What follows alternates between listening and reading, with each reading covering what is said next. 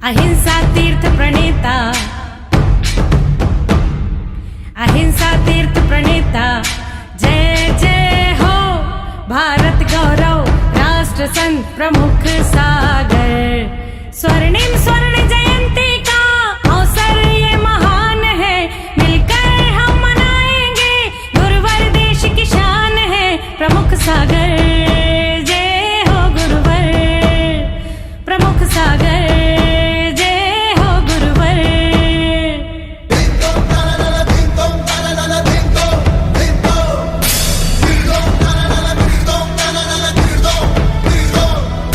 भावाप्तेन भावे कितने कर्मणा तस्मै सज्ञान रूपाय नमोस्तु परमात्मने। आज आचार्य भगवान पूज्यपाद स्वामी 49वें नंबर के श्लोक में, बस लास्ट श्लोक है, इसके बाद 2 श्लोक और हैं, और इस श्लोक के माध्यम से आज वो मुमुक्षुओं को संबोधन कर रहे हैं। मुमुक्षु होता कौन है? पूज्यपाद स्वामी कहने का प्रयास कर रहे हैं कि हम मुमुक्षु बनकर जीना चाहते हैं, लेकिन मुमुक्षु की परिभाषा क्या है? आचार्य उस गाथा में कहना चाहते हैं, आविद्या विदूरम ज्योति परम ज्ञानमयम महान तत्पृष्टव्यम तदिष्टव्यम तद्दिष्टव्यम मुमुक्षुवी। पूज्यपाद स्वामी कह रहे हैं, आविद्या विदूरम ज्योति, आविद्याविदूरम ज्योति परम ज्ञानमयम महत् तत्पृष्टव्यम तदिष्टव्यम तद्दिष्टव्यम मुमुक्षुभी। कहने का तात्पर्य है, अविद्याविदूरम अज्ञान अंधकार को नष्ट करने वाली, अज्ञान अंधकार को नष्ट करने वाली क्या है? तो कहा परम ज्योति ज्ञानमयम महत्, महान ज्ञान स्वरूप परम ज्योति, उत्कृष्ट ज्योति वाला वह ज्ञान। तत्पृष्टव्यम तदिष्टव्यम तद्दिष्टव्यम मुमुक्षुभी, जो वो ज्ञान है, जो परम ज्ञान है, वो परम ज्योति है। मुमुक्षुभी मोक्ष का इच्छुक अभिलाषी पुरुष के द्वारा। तत्पृष्टव्यम वह पूछने योग है, तद इष्टव्यम वह चाहने योग है, तद दृष्टव्यम वह दर्शनीय और अनुभव करने योग है। आचार्य पूज्यपाद स्वामी आज यहाँ पर कहने का प्रयास कर रहे हैं कि मुमुक्षु कौन और बुभुक्षु कौन और शुभोक्षु कौन। 3 शब्दों को समझना, मुमुक्षु, बुभुक्षु और शुभोक्षु। इन तीनों में से आप कौन हैं? जो आत्मा को नहीं जानना चाहता, आत्मा होती क्या है, आत्मा के बारे में जिसको पता ही नहीं है, और आत्मा होती क्या है, कैसा है, क्या है, वो नहीं जानना चाहता है, वो बुभुक्षु है। खाने पीने से ही मतलब है, संसार की दुनिया में जीने से ही मतलब है। वो केवल अपनी शरीर की व्यवस्था बना रहा है, परिवार की व्यवस्था बना रहा है, अपने जीवन की व्यवस्था बना रहा है, वो बुभुक्षु है। और जिसने अपने आत्मा को जानने के लिए प्रयास किया, मुमुक्षु, मोक्ष का इच्छु इतुकल्पु मुमुक्षु, जो मोक्ष जाने की इच्छा भी रखता है, जिसे मोक्ष जाने के लिए इच्छा भी नहीं है, वो बुभुक्षु है। वो संसार के खाने पीने में ही लगा है, संसार की क्रियाओं में ही लगा है, वो संसार की क्रियाकांडों में पड़ा है, वो बुभुक्षु है। और जिसको मोक्ष जाने की इच्छा है वो मुमुक्षु है, और जिसने मोक्ष को पा लिया है वो शुभोक्षु हो गया हो तो कोई आश्चर्य की बात नहीं हुआ करती है। विचार करके रखना, ये संसार की दशा आत्मा की दशा नहीं है। इस संसार की दशा संसार की दशा ही है। हमारे आचार्य यहाँ कह रहे हैं कि अविद्या, अगर तुमने अपने अज्ञान को नाश कर दिया है, तुम्हारा अज्ञान अगर समाप्त हो गया है, तो कहा तद्दिष्टव्यम तद्पृष्टव्यम, तो आकर पूछो कि भगवान वो परम ज्ञान कैसे प्राप्त हो। आप विचार करना, आचार्य कह रहे हैं कि अगर आपका अज्ञान अंधकार नाश हो गया है, अज्ञान का थोड़ा सा भी पर्दा हट गया है, तो आपके पूछने में, आपके प्रश्न करने में, आपकी जिज्ञासा में उस केवल ज्ञान के बारे में पूछा जाएगा। क्या दिया? तद पृष्ठव्यम, वह पूछने योग्य है कि वो आत्मज्ञान, वो केवल ज्ञान कैसे प्राप्त हो। तद इष्टव्यम, वह कैसे चाहें हम, और तद दृष्टव्यम, उसका अनुभव कैसे करें। अगर थोड़ा सा भी आपके अंदर परम ज्योति का अंश भी आ गया है, ज्ञान तो सबको होता है, लेकिन उस ज्ञान के साथ आत्म कल्याण की भावना आ जाना। ख्याल करना, जिस ज्ञान में आत्म कल्याण की भावना नहीं है, वो व्यक्ति ऐसा ही है जैसे रसगुल्ले में चम्मच पड़ी है, चम्मच को कभी स्वाद आने वाला नहीं। आचार्य यहाँ कह रहे हैं कि वो केवल ज्ञान, परम ज्योति वाला जो ज्ञान है, अगर उसको पाने की इच्छा है, मुमुक्षु बन गए हो, तो अपने आत्म कल्याण की भावना, उसको कैसे प्राप्त किया जाए, उसको कैसे चाहा जाए, उसको कैसे अनुभव में लाया जाए, ये प्रश्न पूछना है। हजारों लोग आते हैं, सैकड़ों लोग आते हैं, लाखों लोग आते हैं, ये तो पूछते हैं महाराज दुकान कैसे चले, ये तो पूछते हैं महाराज घर कैसे चले, ये तो पूछते हैं महाराज पति कैसे रहें, ये तो पूछते हैं पत्नी कैसे रहें, ये तो पूछते हैं बच्चे कैसे रहें, ये तो संसार का सब पूछने का प्रयास करते हैं। पूछना भी चाहिए, अपने गुरु से नहीं, अपने पिता से नहीं पूछेंगे तो किससे पूछेंगे, अपने गुरु के सामने अपनी बात नहीं रखेंगे तो किससे नहीं रखेंगे। लेकिन एक बात का और भी ख्याल रखो कि हमें वो भी पूछना है कि मेरा आत्मकल्याण कैसे होगा। आप ख्याल करके रखना, तत्वार सूत्र ग्रंथ पूरा का पूरा द्वैग नाम के श्रावक से लिखा गया, सिद्धय नाम के श्रावक के निमित्त से लिखा गया, और वो केवल जब उसके घर के द्वार पे लिखा था, दर्शन ज्ञान चारित्राणी मोक्ष मार्गा, एक मुनिराज ने, उमा स्वामी आचार्य वहाँ से निकले होंगे, उन्होंने बस केवल सम्यक शब्द जोड़ दिया, और जैसे ही सम्यक शब्द जोड़ा तो वो सिद्धाय नाम का, दोनों नाम आते हैं द्वैक और सिद्धाय, वो जाकर पूछा कि भगवान ये मोक्ष मार्ग क्या है। फिर आचार्य ने पूरा तत्वार सूत्र ग्रंथ लिख दिया हो तो कोई आश्चर्य की बात नहीं है। पूरा मोक्ष का स्वरूप उसमें दर्शा दिया, 7 तत्वों का वर्णन उसमें बता दिया। तो हमारे जीवन में ये भी जिज्ञासा और प्यास होना चाहिए। हमें इतना ही ख्याल करके रखना है कि हमारे जीवन का वो लक्ष्य परम ज्योति को पाने का है, परम ज्ञान को पाने का है। और आप विचार करके रखना, ज्ञान व्यक्ति के पास सुख में कारण है। ख्याल करो, ज्ञानी व्यक्ति कभी दुखी नहीं होगा। ज्ञानी व्यक्ति वही है जो दुखी होता नहीं है, और दुखी हो रहा है तो उसे अभी ज्ञान का एहसास नहीं हुआ है, क्योंकि उसे ज्ञानी को मालूम है कि ये सब संसार की व्यवस्थाएं हैं, अच्छा बुरा सुख दुख संसार में चलता ही रहेगा, इसमें कहीं कुछ होने वाला नहीं है, क्योंकि ये तो जीवन है, उतार चढ़ाव का चलता ही रहेगा। और मैं आपसे एक बात कहूँ, जब कभी आपको हार्ट की प्रॉब्लम होती है, हाँ चाचा, हार्ट की प्रॉब्लम होती तो हम ईसीजी कराते हैं, और ईसीजी में क्या होता है कि लाइन अगर वो ऊपर नीचे हो रही है तो लगता है हम ठीक ठाक है, और अगर वो लाइन सीधी आ जाए तो फिर सीधे सीधे हो गए हम। तो ऐसा ही ये जीवन है, जब तक इसमें उतार चढ़ाव आ रहा है, जब तक इसमें सुख दुख आ रहा है, जब तक इसके अंदर अपना पराया भाव आ रहा है, तब तक ही तुम्हारा संसार चल रहा है। और जैसे वो लाइन सीधी हुई तो आप सीधे ऋजु गति वाले मेहमान बनोगे, और सीधे सिद्धालय चले जाओ तो कोई आश्चर्य की बात नहीं है। लेकिन शरीर की लाइन सीधी होगी तो शमशान जाओगे, और कर्मों की लाइन सीधी होगी तो सीधे ऋजु गति से सिद्धालय चले जाओ तो कोई आश्चर्य की बात नहीं है। इसलिए ज्ञान को जागाने का प्रयास करो, और ज्ञान से अपने आप को समझने का प्रयास करो। मुमुक्षुओं से कह दिया गया, तुम बहुत ज्ञान की चर्चा करते हो, बहुत ज्ञान की बातें करते हो, बहुत सारा आत्म साधना की बात करते हो, क्योंकि बाह्य जगत बाह्य में रहेगा, बाह्य जगत अंदर आ नहीं सकता।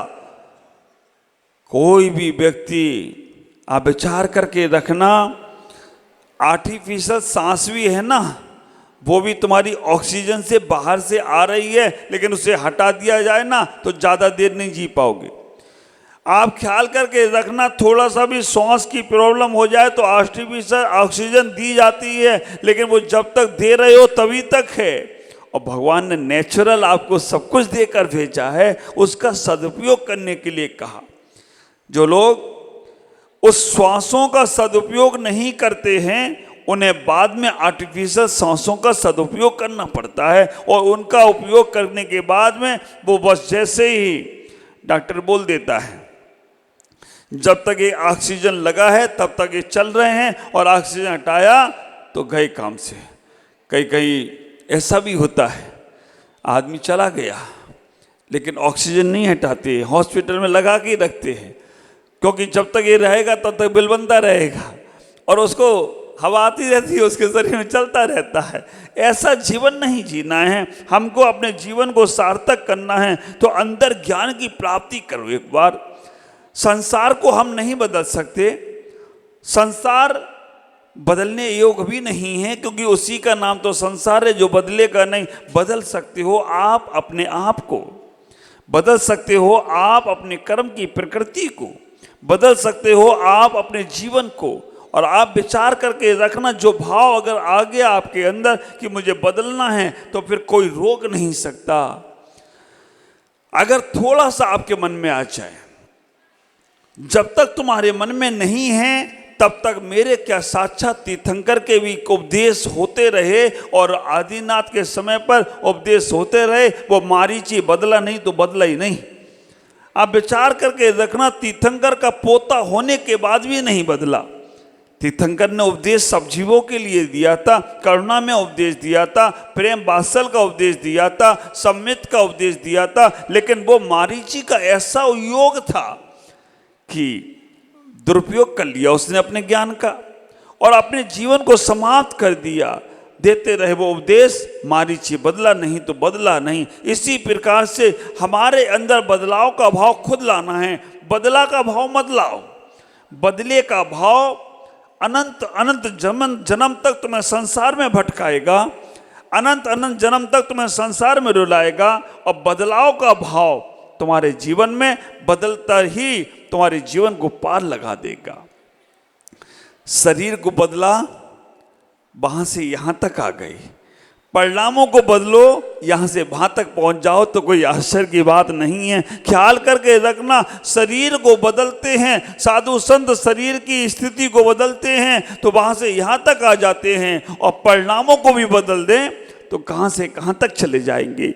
इसी प्रकार से आपने कुछ पूर्व जन्म में पुण्य किए हैं, और ऐसे पुण्य किए हैं कि आप बदलकर अपने जीवन को तिरंज की पर्याय से बदलकर, नारकी की पर्याय से बदलकर, देवताओं की पर्याय से बदलकर आपको मनुष्य पर्याय मिल गई है। और एक ऐसी पर्याय मिल गई है, ये एक जन्म का पुण्य नहीं है, कई जन्मों का पुण्य है। कई जन्मों में तुमने वायदे किए थे कि मुझे अब हमें संसार से जन्म मरण के बंधन से बचना है।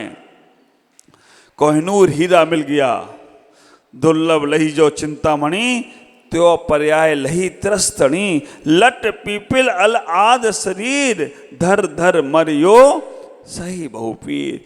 दुर्लभ चिंतामणि रत्न आपको मिल गया, आप सोचने का प्रयास करना, ये मनुष्य पर्याय का जो हीरा मिला है, ये मनुष्य पर्याय का जो तुम्हारे जीवन में रत्न मिला है, ये केवल संसार को चलाने के लिए नहीं मिला है, ये संसार में रुकने और संसार में रमने के लिए नहीं मिला है, इस संसार को काटने के लिए मिला है। ख्याल करो, कोई प्राइम मिनिस्टर 5 साल के लिए गद्दी पर बैठता है, अगले 5 साल की तैयारियां शुरू कर देता है, क्योंकि दोबारा भी 5 साल हमें फिर बैठना है, और फिर तैयारी करता है। उसे डर रहता है कि ये कहीं मेरी कुर्सी चली ना जाए, तो हर 5 साल के बाद की तैयारी करता है और आगे बढ़ता रहता है, चलता रहता है। तो आपने तैयारी की अगले जन्म की, ख्याल करके रखना कि हमारी ये मनुष्य पर्याय चली नहीं जाए। जब तक मुझे निर्वाण की प्राप्ति ना हो तब तक हम मनुष्य पर्याय को पाकर अपना कल्याण कर लें। क्या तैयारी करते हो? कैसे अपने आप को पाने का प्रयास कर रहे हो? ख्याल करो, यहाँ पर आचार्य कह रहे हैं कि आत्मा की प्यास अगर तुम्हारे अंदर है तो तुम सब कुछ कर सकते हो, और वो आत्मा के अंदर केवल ज्ञान है। आचार्य पुरुषार्थ सिद्धि उपार में हमारे पूज्यपाद स्वामी कहते हैं, तज्ज्याति परम ज्योति। अगर आप विचार करना, जो ज्ञान, केवल ज्ञान आपके पास है वो परम ज्योति है। एक बार भी केवल ज्ञान प्राप्त हो जाता है तो तीनों लोक उनके ज्ञान में अपने आप दर्पणवत झलकने लगते, दर्पण के समान झलकने लगते हैं। हम छोटे मोटे ज्ञान में, छोटी मोटी वस्तुओं में अपने आप को इतना फिसला लेते हैं, इतना अपने आप को व्याकुल कर लेते हैं, छोटे मोटे ज्ञान में, छोटे मोटे उपलब्धियों में इतने खुश हो जाते हैं कि बड़ी उपलब्धि हमारी छूट जाती है। ख्याल करना, निराकुल ज्ञान होना चाहिए। वह ज्ञान ज्योति जैसी रहे, जयवंत रहे, जिस ज्ञान ज्योति में तीनों लोक के समस्त पदार्थ दिखते हैं, दर्पणवत दिखते हैं, उसी के बारे में पूछो, उसी के बारे में जानो, उसी के बारे में अनुभव करो। ख्याल करो, हाँ, आपका बेटा बाहर है कहीं, मोबाइल पे वीडियो कॉल में देख लेते हो ना, अच्छा लगता है। आपके जिसको आप चाहते हो वो कहीं बाहर है और वीडियो कॉल पे दिख जाए तो अच्छा लगता है। सामान सा वो मोबाइल वीडियो कॉल करके तुम्हें जिनको तुम चाहते हो दिख जाए तो अच्छा लगता है। हाँ, आजकल के युवा बच्चे बच्चियों को तो अगर वो जिनको चाहते हैं और वीडियो कॉल पे दिख जाए तो ऐसा लगता है कि सब कुछ स्वर्ग मिल गया है। सामान से उस फोटो को देखने के बाद इतनी खुशी मिलने लगती है, तो जब केवल ज्ञान होगा तो तीनों लोग वीडियो कॉल में दिख रहे हो तो कोई आश्चर्य की बात नहीं होगी। और उसमें तो बिल्कुल ही ख्याल करना, तीनों लोग के द्रव गुण पर्याय सब दिखेंगे। छोटी मोटी चीजों में मत उलझो, लेकिन संसार में रहते हो तो जरूरी भी है। संसार में रहते हो, घर में रहते हो, परिवार में रहते हो, हम समाज के बीच में रहते हैं, तो जो जरूरी है उससे तो करने का प्रयास करो, लेकिन जो जरूरी नहीं है उससे बचने का प्रयास करो। इतना ही सोचने का प्रयास करना, वो केवल ज्ञान ज्योति आपके अंदर ही है, वो कहीं बाहर से आने वाली नहीं है, आपको ही प्राप्त होगी। महिलाओं को एक भाव और लेना पड़ सकता है, लेकिन पुरुषों को एक भाव की जरूरत नहीं है। जिस वक्त सुकाल आ जाए, जिस वक्त सुद्रव मिल जाए, जिस वक्त सुक्षेत्र मिल जाए और जिस वक्त सुभाव हो जाए, उसी दिन उसी भाव से ये मनुष्य केवल ज्ञान को प्राप्त कर ले तो कोई आश्चर्य की बात नहीं है। वो सुकाल का इंतजार करो, वो सुक्षेत्र का इंतजार करो, उन शुभ भावों का इंतजार करो जिससे तुम पार हो सकते हो। महिलाएं भी, ये माताएं भी अपने जीवन में, इस जन्म में आपने स्त्री पर्याय पाली है, कोई बात नहीं, फिर पूर्व जन्म का कुछ रहा होगा योग संयोग, इस भाव में इतनी साधना करो कि हम दोबारा स्त्री पर्याय नहीं पाएं, हम अपने अंदर में छल कपट माया का भाव ना लाएं। हे भगवान, हम सिंपल जीवन जी लेंगे, सादा जीवन जी लेंगे, लेकिन हम बनावटी कोई जीवन जीने का प्रयास नहीं करेंगे। हम दूसरों को लड़ाएंगे झगड़ाएंगे नहीं, हम अपने जीवन को, परिवार को व्यवस्थित लेकर चलेंगे। ख्याल करो, वो ज्ञान तुम्हारे पास है। निराकुल ज्ञान क्या है और व्याकुल ज्ञान क्या है? जिसके अंदर निराकुलता है वो ज्ञान का स्वस्थ व्यक्ति है। निराकुलता कोई विकल्प नहीं होना चाहिए। निराकुलता जिसके अंदर कोई भी भाव, पराय भाव नहीं होना चाहिए। एक इंद्रिय से लेकर पंचेंद्रिय तक के सब जीवों को, आप बोलते हैं ना, मैत्री भाव जगत में मेरा सब जीवों से, ये निराकुलता की भावना है। और आकुलता की भावना क्या है? देख गुणीजनों को मेरे भाव, मेरे हृदय में ईर्षा भाव उमड़ आवे। है ना।